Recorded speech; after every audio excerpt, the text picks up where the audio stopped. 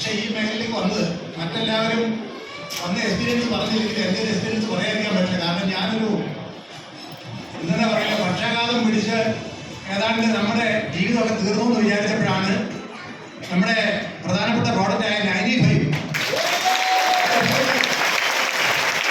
അതുപയോഗിച്ചാണ് ഞാനൊന്ന് തിരിച്ചു വന്നു. ആ തിരിച്ചു വന്നപ്പോൾ എനിക്കൊരു തിരിച്ചറിവും കൂടെ കൂടെ കിട്ടി.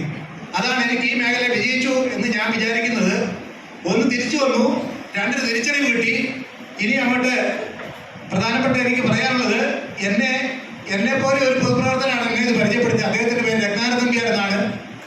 അദ്ദേഹം പക്ഷേ എന്നെ പരിചയപ്പെടുത്തിയിട്ട് അദ്ദേഹം പോയി. അപ്പോൾ എന്നോട് പറഞ്ഞു, നമുക്ക് ഇത് ഉപയോഗിച്ച് റിസൾട്ട് കിട്ടിക്കഴിഞ്ഞാൽ തിരിച്ചു വരണം. ഞാൻ അദ്ദേഹത്തോട് പറഞ്ഞു, ഞാൻ ഇങ്ങോട്ട് തിരിച്ചില്ല, ഞാൻ ഈ മേഖലയിൽ കൂടെ ഏറ്റെടുത്തു. അതാണ് എനിക്കുള്ള ഒരു വിജയം. പിന്നെ മറ്റൊരു പ്രധാനമായിട്ട് പറയാനുള്ളത്, ഇന്ന് മധുസാറിനെ പോലെ ഒരു എക്സ്പീരിയൻസ് ഉള്ള ലീഡറേയും കൂടെ എനിക്ക് കിട്ടി. അതാണ് എനിക്ക് കമ്പനിയുടെ നാഷണൽ ടീം ഓണേഴ്സാണ്. അപ്പോൾ സാറിൻ്റെ ഒരു എക്സ്പീരിയൻസ് എനിക്ക് വലിയ മുതൽക്കൂട്ടാണ്.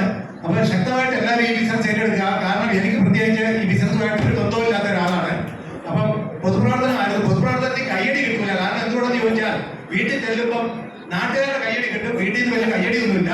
പക്ഷെ നാട്ടുകാരുടെ കയ്യടി മേടിക്കാതിരിക്കുകയാണെങ്കിൽ വീട്ടിൽ നിന്ന് കയ്യടി കിട്ടും. പക്ഷെ